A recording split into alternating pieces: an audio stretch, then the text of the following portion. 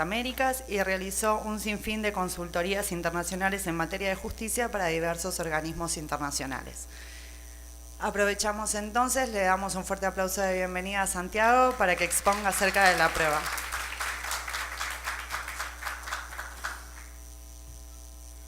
Bueno, muchísimas gracias. En primer lugar, un agradecimiento al órgano judicial, a CEJA, una de mis casas más queridas. También un agradecimiento a la Fundación Konrad Adenauer, al PNUD por esta convocatoria. Es para mí un gusto volver a Panamá. Este año me ha tocado estar 2 veces aquí trabajando y tratando de impulsar los procesos de reforma a la justicia. Como ustedes saben, yo vengo de un país muy pequeño, de Uruguay, que hizo una reforma procesal con bastante pocos recursos, con muchos fracasos, con algún éxito. Y la idea de hoy no va a ser hablar en absoluto de Uruguay, sino que la idea de hoy va a ser tratar de generarles más bien preguntas o cuestionamientos sobre cuáles son los grandes debates que se están dando en América Latina sobre el tema de la prueba en el proceso civil. Este es uno de los temas más complejos, es uno de los temas en los cuales quizás hay doctrinas más, llamémosle, en conflicto, y donde muchas veces estas discusiones han frustrado procesos de reforma. Por lo tanto, yo partiría de una consideración bastante pragmática, muy poco académica y políticamente incorrecta, y es decir, que no hay ninguna de estas discusiones sobre las cuales vamos a trabajar, a mi juicio, que sea tan, pero tan significativa como para frustrar un proceso de reforma. O sea, creo que hay que desmistificar un poco el derecho procesal y hay que entender que en realidad los procesos de reforma a la justicia no están dirigidos ni a los abogados, ni a los jueces, ni a los funcionarios, sino que están dirigidos a la sociedad que está reclamando un sistema de justicia que funcione. Ayer escuchábamos la experiencia canadiense, un país incluso con otra cultura en el cual más del 50% de los que participaban decían: yo lo que quiero como prioridad número 1 es que se me escuche. Y nosotros nos rasgamos las vestiduras discutiendo si el juez debe tener facultades probatorias, si no debe tener, se pelean los profesores, un gran enfrentamiento, y después resulta que la gente está pidiendo cosas bastante más sencillas. Por supuesto que estos debates son fundamentales, por supuesto que hay que darlos, por supuesto que hay que analizarlos, pero sobre la perspectiva siempre de que los procesos de reforma están orientados hacia el ciudadano y no son procesos para beneficiarnos a los jueces, a los abogados y a los funcionarios.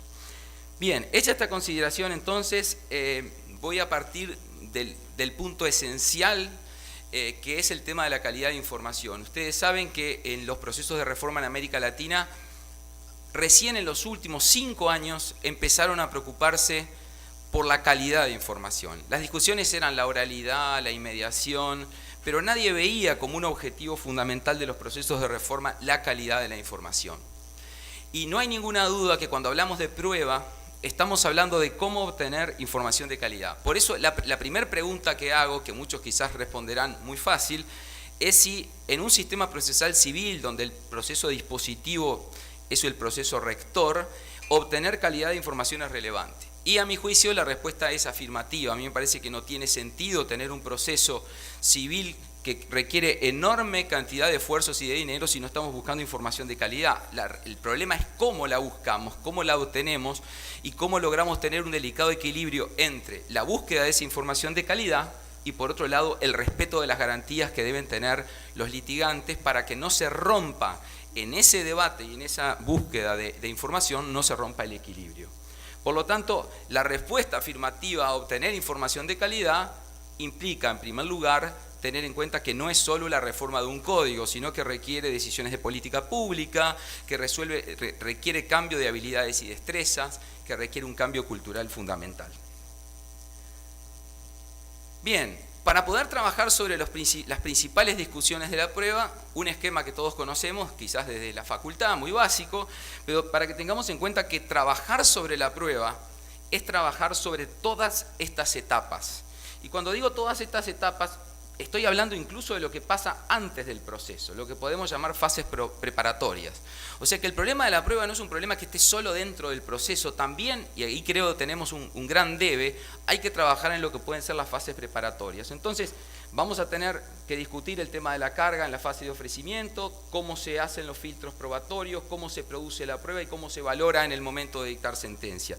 Y esto requiere tener en cuenta básicamente 4 fases fundamentales que diría yo que en el sistema europeo y en el sistema latinoamericano está bastante consolidado, con una etapa generalmente escrita de actos de proposición, con una fase de audiencia preparatoria, en algunos países llamada preliminar, en algunos países llamada de otra forma, una audiencia de juicio y una sentencia. Y este esquema, y aquí cuando hablo de la sentencia y lo coloco separado es porque hablo de la sentencia como valoración, pero la idea de los últimos años muy acertada es que la sentencia debe estar incorporada como elemento esencial de la audiencia y es ese momento central en el cual se hace la valoración probatoria. Bien, ahora, ¿qué necesito entonces para obtener información de calidad? Para llegar a la información de calidad, necesito entonces trabajar sobre cada uno de estos factores que vamos a tratar de generar algunas preguntas y generar algunos debates. Voy a tener que trabajar sobre, como dijo, ofrecimientos, cargas y filtros, producción, pero también voy a tener que trabajar en el rol del juez, en cómo voy a administrar las conductas procesales de los abogados y las partes y qué incentivos y desincentivos voy a generar para que esto funcione. El sistema impugnativo de la prueba para que el sistema impugnativo no se transforme en una barrera a una oralidad efectiva y luego la gestión de casos.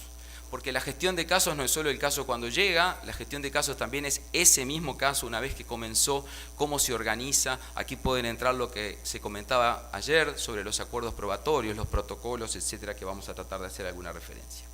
Bien. El punto de partida me parece entonces es, ¿se puede pensar en una flexibilización de la actividad probatoria? Cuando hablo de flexibilización de la actividad probatoria no estoy hablando de cargas dinámicas ni nada de esto, lo que estoy hablando es si podemos tener un modelo menos rígido en materia de organización de la prueba. Creo que ayer, creo que era Leonel que hablaba, no, Matías hablaba sobre el tema de ese principio de legalidad a rajatabla que nos lo inyectaron en las venas de primer año de facultad, como un principio absolutamente sagrado, que la ley establecerá el orden y la formalidad de los juicios y no nos podemos apartar de ese principio bajo ninguna forma. Pero yo me planteo, si no tenemos que dar una discusión de si el principio de legalidad o está en crisis o tenemos que reformularlo. Porque si nosotros estamos pensando que la solución adecuada es tener una estructura procesal de acuerdo a las características del litigio, su complejidad, el interés social involucrado, yo me pregunto, ¿podemos tener reglas tan rígidas o tendríamos que entrar a pensar, bueno, este formalismo ha llevado a una duración excesiva de los procesos, ha llevado a una ineficiencia del sistema y por lo tanto, ¿para qué nos sirve un principio de legalidad tan arraigado? Yo sé que el principio de legalidad tiene como sustrato fundamental la garantía de defensa en juicio, pero yo me pregunto si no podemos realizar variaciones procesales acordadas por las partes en algunos casos, derivada de la gestión de casos en otros, a través de una concesión que la ley en forma general le pueda realizar a los jueces para manejar la administración de casos.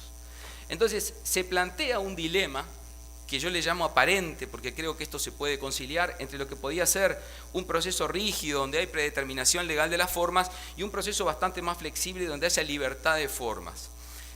¿A qué ha llegado hoy la doctrina procesal? Bueno, la doctrina procesal ha llegado a hablar de este principio muy importante que nos ha hecho mucho bien de la instrumentalidad de las formas al servicio del fondo, pero en realidad me parece que tenemos que pensar en una etapa más, porque la instrumentalidad para lo que sí ha servido es para decir si se vulnera una forma y no causa daño, o usted no le impugna en la primera oportunidad correspondiente, no hay nulidad. Nos ha servido para evitar las nulidades y los países que han hecho reforma han logrado bajar en forma realmente importante los casos de nulidad a través de esta serie de principios. Pero creo que podemos pensar en un paso más a través de la flexibilidad y la garantía del debido proceso que podemos encarar. Entonces, el proceso rígido siempre se lo ve como el proceso de la seguridad jurídica, porque nos da previsibilidad y nos da una garantía del debido proceso bastante afinada.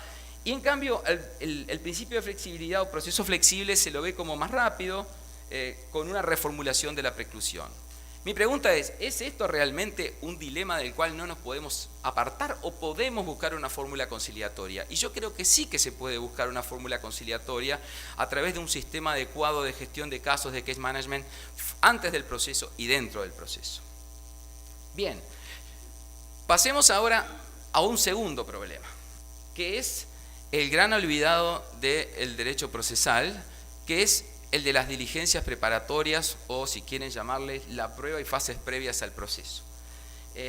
La teoría clásica del derecho procesal, yo todavía no le encontré exactamente por qué, tengo alguna sospecha, pero parte de la siguiente base. Dice, no pueden diligenciarse ni producirse prueba antes del juicio, salvo el viejito que se me está por morir, ¿no? O sea, porque básicamente ese es el razonamiento, es decir, salvo las tradicionales diligencias preparatorias, no el testigo de avanzada edad, el testigo enfermo, el que se está por ir del país y no va a volver, entonces ahí sí me permite adelantar pruebas.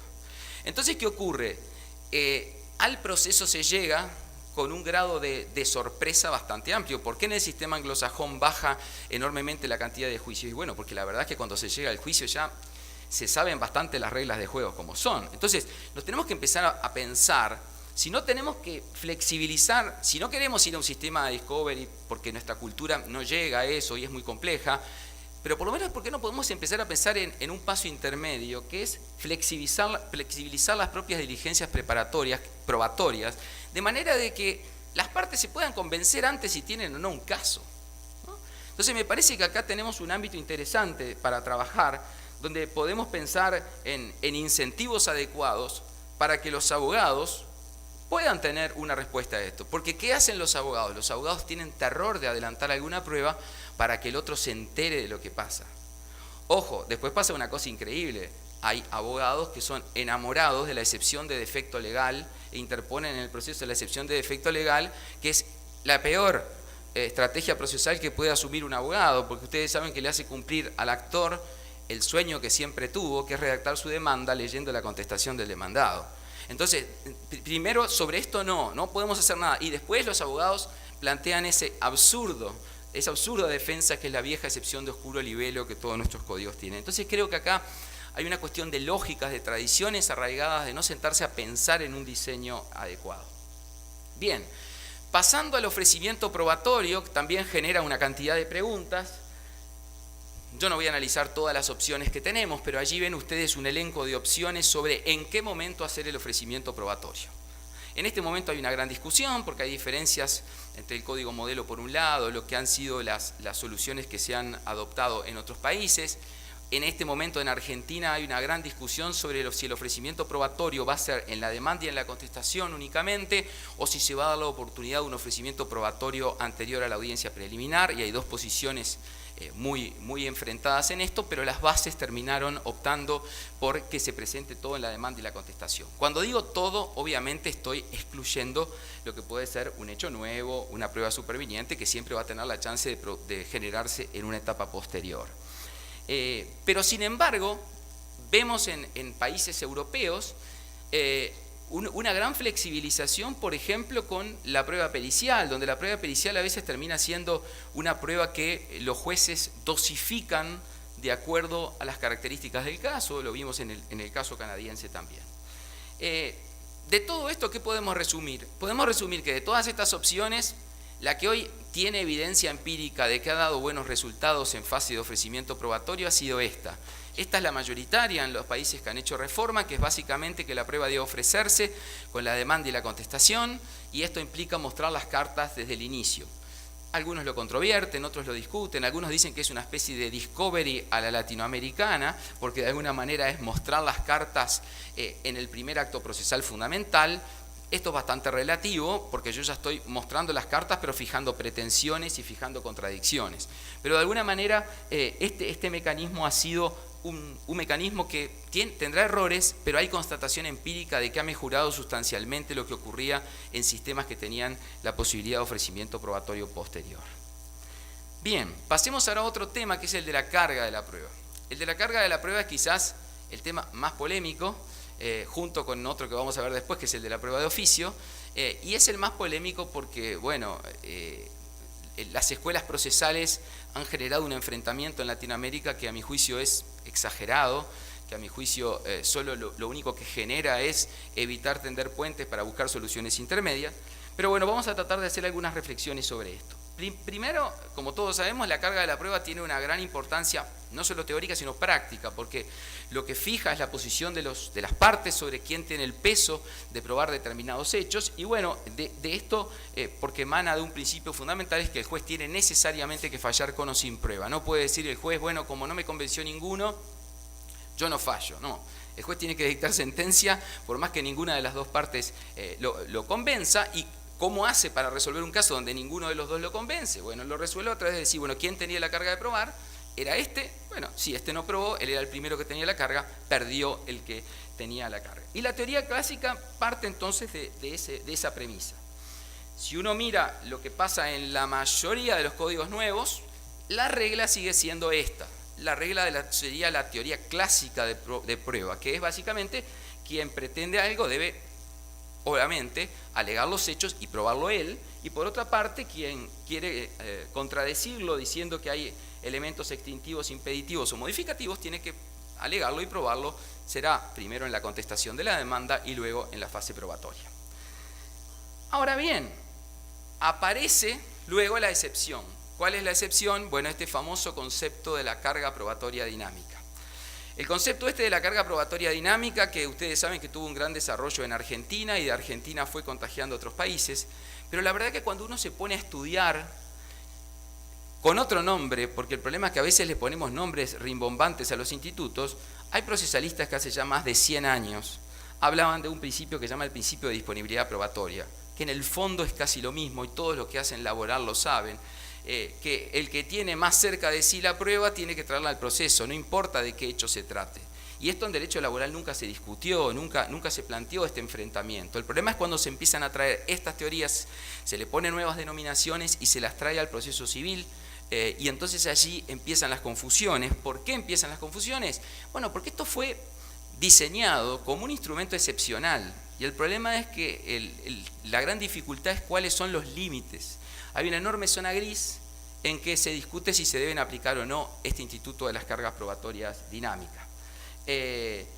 Entonces, el código modelo, que de alguna manera durante un tiempo se dijo que no contenía las cargas probatorias dinámicas, que no estaban reguladas en el código modelo, sin embargo, luego la propia doctrina, y curiosamente, la doctrina que había desarrollado las cargas dinámicas, dijo, no, sí está, porque hay un artículo que dice que la distribución de la carga tradicional de la prueba no obsta a que el juez pueda darle valor a las omisiones o deficiencias de prueba de quien debía haber probado. Esto quiere decir, de forma más sencilla, que si yo tengo que probar algo por mi carga tradicional de la prueba y no lo pruebo, me van a valorar negativamente mi omisión o deficiencia de prueba. Por lo tanto, de algún modo, si bien no de forma expresa, estaba íncita allí la idea de una flexibilización de la carga. Y aparece entonces esta teoría de la carga dinámica de la prueba, que ustedes saben que se origina en un caso extremo.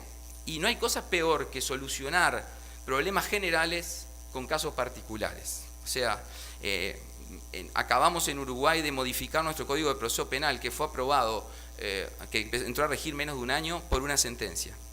Una sentencia nos llevó a modificar el código y romper el principio básico adversarial por una sentencia. Entonces, esto de legislar en respuesta a un caso o buscar soluciones generales en base a un caso es muy peligroso. Entonces, las cargas probatorias dinámicas, que fue un instrumento muy útil para resolver un caso extremo, cuando luego son llevadas y generalizadas son muy peligrosas. Entonces, el gran problema está en cómo, si un país opta por las cargas probatorias dinámicas, que puede ser una opción que un país pueda adoptar, lo que me parece que tiene que preocuparse es por regular en qué casos y bajo qué condiciones se puede aplicar, porque el gran problema es dejar una válvula abierta que no permita luego ningún ámbito de flexibilidad. Y si opta por no regularlas, que es otra solución muy válida, tendrá que obviamente pensar en si va a haber algún instrumento para esos casos excepcionales o que rompen la lógica.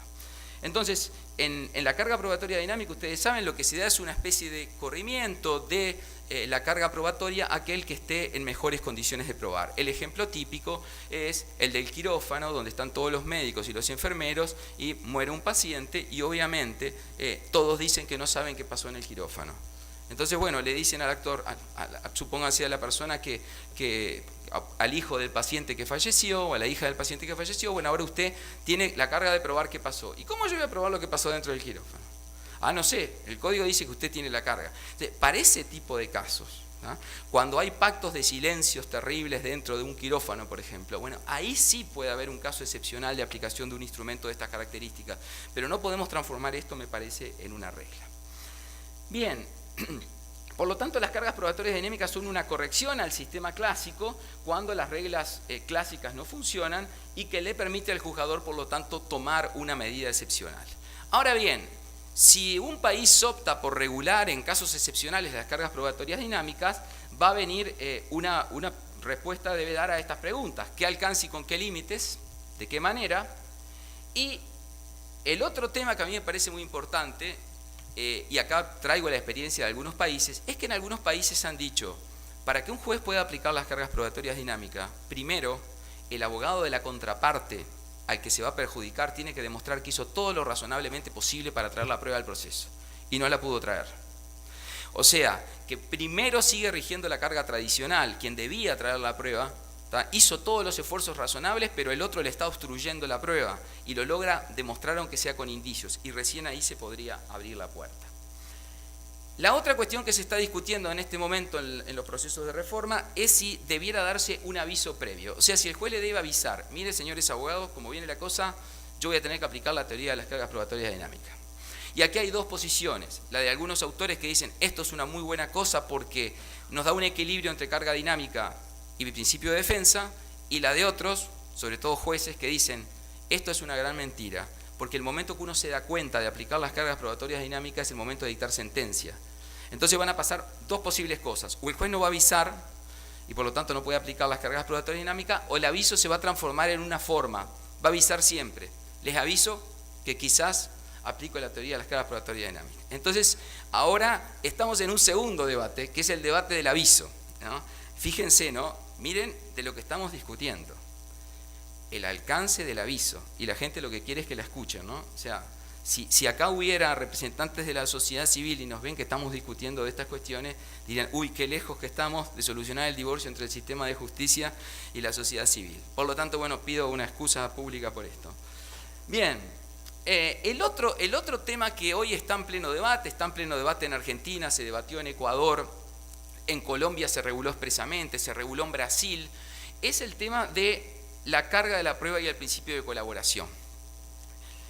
Ustedes saben que una de los grandes reclamos, esto sí, en general de los litigantes, es que el sistema tenga más transparencia, que el sistema funcione mejor, que los abogados seamos más claros, más transparentes, más leales, que los sistemas de justicia y el gobierno judicial puedan tener una comunicación y una transferencia de la información de lo que está ocurriendo. Y en esto de las reglas de juego claras, los debates son interminables. ¿Por qué son interminables los debates? Bueno, porque los abogados cuando nos dicen usted tiene que portarse mejor en el proceso, lo primero que te decimos es, nuestro primer deber es nuestro cliente. Y nosotros estamos para proteger y para garantizar a nuestro cliente. Por lo tanto, nos debemos primero al cliente y luego al sistema de justicia. Y esto es un gran problema, porque vuelvo otra vez a la cuestión. Vamos a ir a un sistema colaborativo, colaborativo no es contrario a adversarial, ¿verdad? Pero colaborativo quiere decir de que creamos un ámbito para trabajar en la búsqueda de una información razonable, o vamos a seguir con un sistema procesal donde lo que más rinde es la deslealtad procesal. Entonces, aquí se generan las preguntas más difíciles. Yo no las iba a hacer porque como no las sé contestar, me daba un poco de vergüenza, pero las voy a hacer porque estos son los debates que se están diciendo. Es decir, ¿tiene la parte el deber de decir la verdad? Todos sabemos que en el proceso penal esto no existe, esta es una discusión del proceso civil. Y es una discusión que se está instalando porque los códigos lo están diciendo en blanco y negro. El código colombiano lo dice en blanco y negro y establece sanciones expresas por la vulneración del deber de veracidad. O sea, ¿tiene la parte el deber de decir verdad o no? Entonces, en algunos países se están poniendo cosas como, tiene el deber de decir verdad, salvo autoincriminarse. Entonces yo les digo, pónganme un ejemplo, ¿no? Y ahí se empieza a complicar la cosa. Pero bueno, esto para hacerles ver cómo me parece que cuando uno piensa en un sistema, tiene que ir siempre dibujando en un papelito un diagrama de flujos sobre qué va a pasar si hago esto, si no hago esto, cuál es la consecuencia. Porque enunciación de principios generales, nuestros viejos códigos que criticamos, tenían todos estos principios, pero nadie los aplicaba. Entonces, el gran cambio es decir, diseñemos un nuevo modelo y establezcamos consecuencias, incentivos y desincentivos, porque con meras declaraciones programáticas no hacemos nada. Y ahí está el gran problema. Entonces, tiene la parte, luego que superemos la pregunta de decir verdad, si ustedes van a Italia y llegan a decir una conferencia que el abogado de la parte debe decir verdad, seguramente no salgan de ese recinto, porque así se ve como una cuestión absolutamente sagrada que el abogado debe defender a muerte a su cliente y se debe a su cliente íntegramente. Ahora, yo digo, ¿no debiéramos nosotros como abogados decirle a nuestro cliente, haga una relación de hechos, usted dígame que los hechos fueron así, yo voy a defender estos hechos, pero yo voy a defender estos hechos porque usted me los declara así de esta manera. ¿No deberíamos generar incentivos con los códigos deontológicos en este tema? Bueno, esa es la gran cuestión. Luego viene una segunda pregunta también difícil, es si debe haber colaboración en materia probatoria. Esto es, si más allá de que regulemos o no las cargas probatorias dinámicas, debe haber una colaboración en dar información sobre los testigos, colaboración en tratar de ubicar a determinadas personas, colaboración en la manera de implementar las medidas. Bueno, esta es otra discusión que creo que es de un grado menor, no es tan compleja, pero que también tiene dificultades para llevarla a la par. Y después que establecemos, supónganse teóricamente que establezcamos estos deberes, la pregunta, bueno, ¿y qué pasa si los vulnero? Entonces, bueno, ahí es donde viene la cuestión, porque tenemos que ver, bueno, ¿cuál va a ser la consecuencia de que una parte no colabore? ¿Cuál va a ser la consecuencia de que una parte, si establecemos el deber de veracidad, no lo diga? Y ahí hay algunas soluciones, indicios en contra que el juez debe considerar al momento de dictar sentencia, pueden establecerse un sistema de astraintes por obstaculización probatoria cuando se intima la presentación de documentos que tiene la contraparte y que no los presenta ni justifica razonablemente por qué. Hay países en el que cuando a alguien le intiman el documento, se lo da a otro y dice, yo no lo tengo, lo tiene él. Lo intiman al otro y dice, uy, yo ya no lo tengo él. Y el sistema, esto no le preocupa mucho. O sea, y es una cosa increíble que el sistema de justicia pueda estar trabajando para unas personas que están jugando al gran bonete. O sea, uno a veces dice, pero ¿esto es realmente razonable? Y bueno, frente a eso entonces lo que tenemos que ver es si podemos construir un estándar del buen litigante, porque si nosotros hemos trabajado en el estándar del buen padre de familia en el derecho civil, que ya es tradicional, si hemos trabajado en el estándar del buen hombre de negocios en las leyes de sociedades comerciales, ¿por qué no podemos empezar a pensar en un estándar del buen litigante con determinadas reglas medias? Los médicos tienen muy entendido esto del estándar, ¿verdad? De la lex artis, pero para los abogados no hay prácticamente nada de esto. Entonces, este modelo es el modelo que se está debatiendo en algunos países con muchas críticas por parte de los abogados, con muchas críticas por parte de la doctrina. Un modelo colaborativo donde haya que mostrar las cartas desde el principio, mostrar las pruebas desde el principio, dar ciertas flexibilizaciones probatorias excepcionales, con un sistema de sanciones y presunciones en contra. Ahora, ¿este modelo es un modelo adecuado? Yo tengo grandes dudas.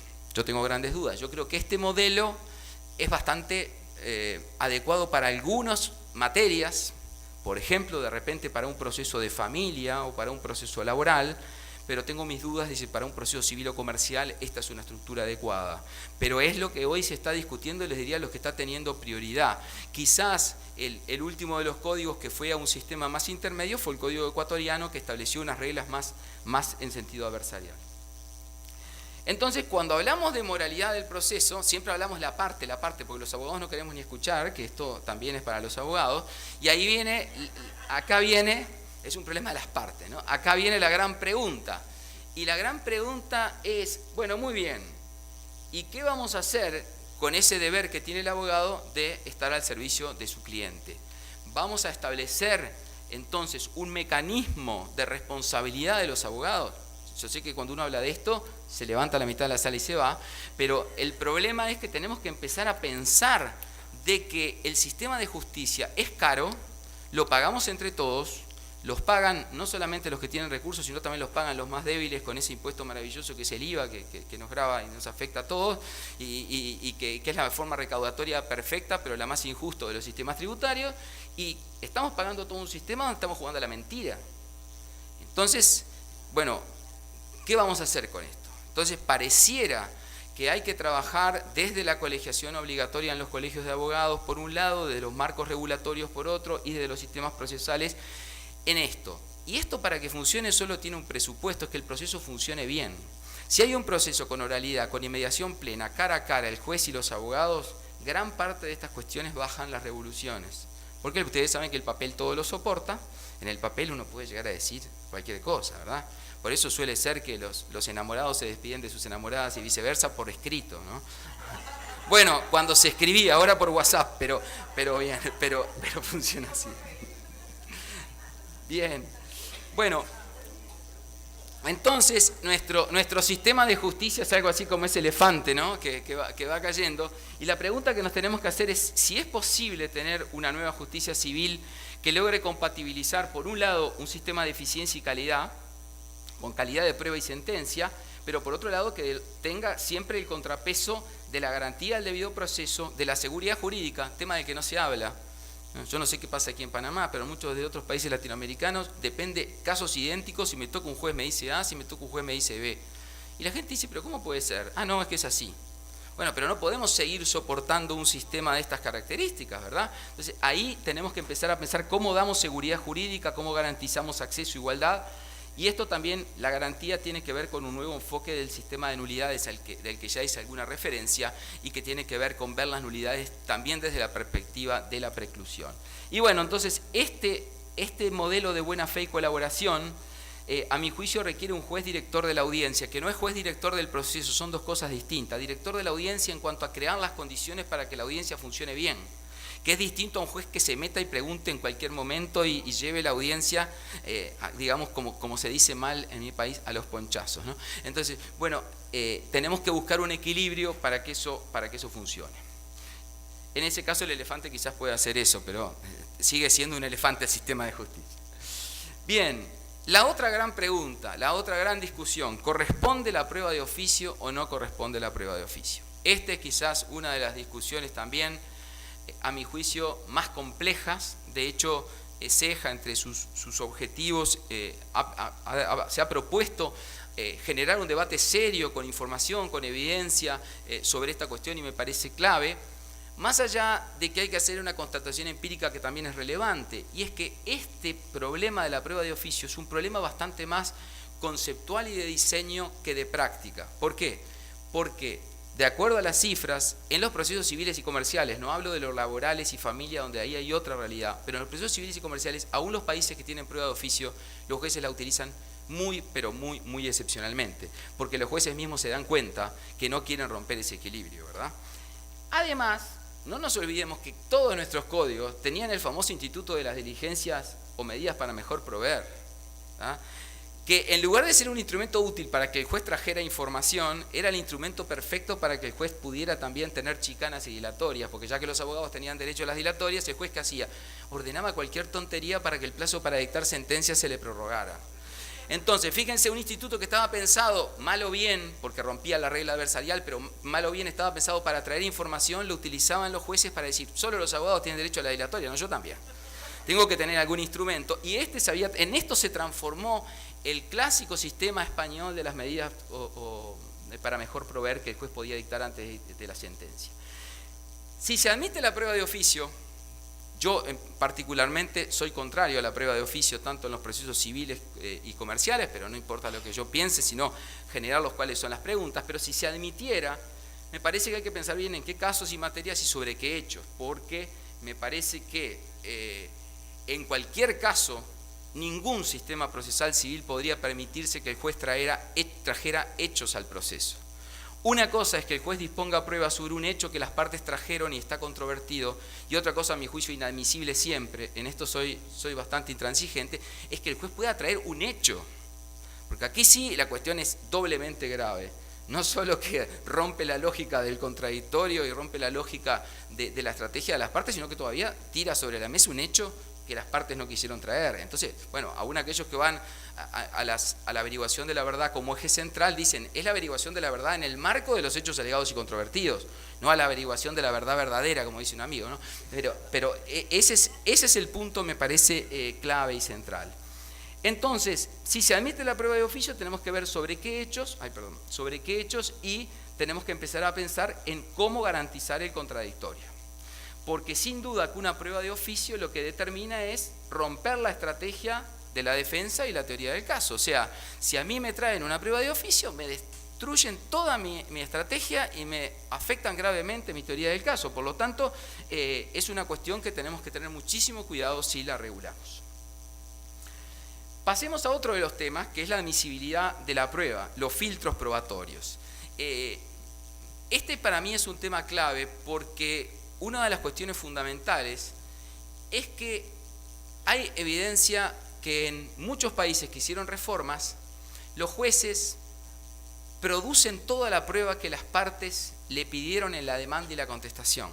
Pero resulta que muchas de las pruebas que las partes le pidieron en la demanda y la contestación, ya no tiene sentido producirla, porque una cosa es que el actor ofrece su prueba pensando que el otro no le va a contradecir nada o le va a contradecir todo, pero otra cosa distinta es cuando el demandado, como suele ocurrir, admite una cantidad de hechos. Sí, el accidente fue en tal lugar, sí, el accidente fue a tal hora, y ahí salen los oficios, a ver, informe a qué hora fue el accidente, pero ¿para qué si ya se lo admitió? Entonces estamos generando una enorme cantidad de producción probatoria que es absolutamente innecesaria, y eso sale dinero, le quita tiempo a las oficinas, le quita tiempo a los jueces, porque esto requiere medidas de gestión. Entonces me parece que si bien es razonable que los jueces no tengan un criterio muy restrictivo, en la duda deben dar lugar a la prueba sobre la cual tienen dudas, me parece que es importante que estos filtros, estas son expresiones que están en los distintos códigos, por eso no es el texto de ningún código en particular, sino que es un resumen de los distintos códigos, expresiones que utilizan. No hay que probar los hechos no controvertidos, ni la ilícita, ni la impertinente, inconducente, etc. Y generalmente los códigos dicen que tiene que ser, en esta etapa preliminar de la audiencia previa, tiene que ser que estas circunstancias se den en forma clara o manifiesta, porque el verdadero momento, la hora de la verdad de la admisión probatoria final va a ser la sentencia. Entonces el juez, si tiene duda, la admite y luego verá qué hace en la sentencia. Bien, llegando a la producción probatoria, estoy apurando porque tengo que cumplir el tiempo a rajatabla porque Laura me tiene cortito. Yendo al tema de la producción probatoria, bueno, en la producción probatoria hay una enorme cantidad de problemas. Voy a tratar de referirme a algunos. El primero es que creo que hoy es un dato ya que no discutimos más, por suerte, que la producción probatoria en un sistema reformado tiene que hacerse en audiencia, con una metodología de oralidad, con presencia necesaria del juez y de las partes y de los abogados en lo posible. Y el rol del juez es la gran discusión. El rol del juez, ¿qué puede hacer el juez? Entonces, me parece que hay bastante unanimidad en que el juez tiene que tener un rol de lo que algunos llaman, una palabra que a mí no me gusta mucho, pero le llaman la policía de la audiencia, esto es, ordenar la audiencia, ¿verdad? Esto quiere decir si pueden entrar o no los medios de comunicación, en qué momento, de qué forma, dónde se van a ubicar las partes y demás, pero luego la teoría hoy predominante es que el juez deje jugar a los que están en el proceso. Esto es muy distinto al modelo que propugna, por ejemplo, el Código Modelo para Iberoamérica, donde tiene un juez muy activo. Por ejemplo, voy solamente a contar una anécdota de Uruguay. Si ustedes van a Uruguay a ver audiencias, salen de ver las audiencias y dicen, qué fácil es ser abogado en este país, porque el que hizo el 90% de las preguntas fue el juez. Por lo tanto, si la parte tiene un abogado malo, probablemente el juez le salve la vida. Este no parece un sistema del todo razonable desde una perspectiva adversarial. Yo creo que aquí hay un equilibrio. De hecho, los propios jueces se fueron dando cuenta. Nosotros hicimos un trabajo para CEJA hace ya como 10 años y ahora lo actualizamos hace poco. Y hace 10 años los jueces preguntaban muchísimo más de lo que preguntan ahora sin haberse modificado la ley. Creo ¿por qué? Porque se empezaron a dar cuenta que los abogados ahora conocen mejor el sistema, saben hacer un poquito mejor los interrogatorios y contrainterrogatorios, y los jueces dijeron, no, vamos a retirarnos, con la misma norma, sin un solo cambio normativo. Pero a mí me parece que el sistema tiene que tener la lógica de director de la audiencia, pero la gran duda es si el juez debe o no afectar la metodología de la audiencia y la teoría del caso. Por ejemplo, si ustedes van a los sistemas procesales penales, en su mayoría, ¿verdad?, cada uno prepara su estrategia y cuando viene la audiencia de juicio lo que va a ocurrir es que se produce la prueba de una parte en el orden que esa parte lo pide, el juez no puede hacer preguntas, o si puede hacer preguntas, esta famosa discusión de qué es la pregunta aclaratoria y hasta dónde va y si es peligroso o no, y hasta ahí llega.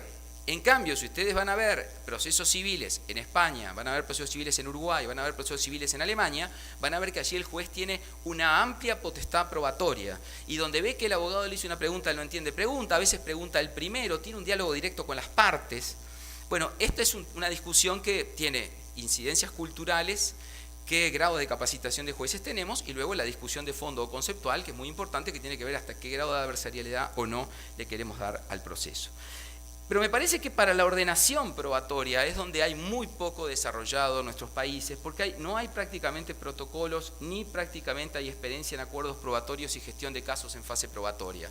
En Brasil hubo una discusión muy interesante sobre los acuerdos probatorios y hasta dónde llegaban, y al final, bueno, se tenía un objetivo muy ambicioso y terminó siendo reducido bastante, pero este es un tema que me parece relevante para, como dicen, hacer hablar a la prueba a través de la metodología del caso.